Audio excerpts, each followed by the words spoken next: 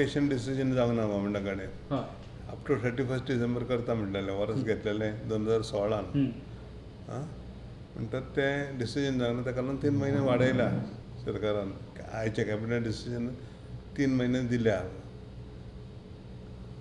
Decision घेवपाक. कोणाक decision घेवपाक? खंयसर हालोवचे पळय ते,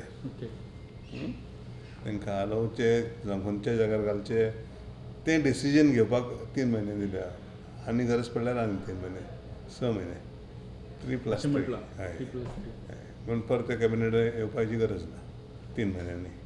गरज अडचण जर जाली आनी 3 म्हयने गावतले, मॅक्सिमम 6 months. तेन्ना डिसिजन जातलें फॉर रिलोकेशन.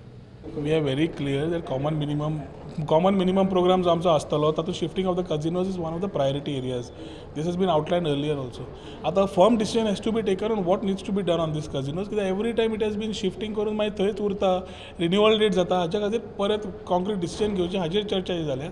म्हाका दिसता we are going in the right direction of deciding what needs to be done as steps to be taken in the long run in the interest of what the priorities we had taken.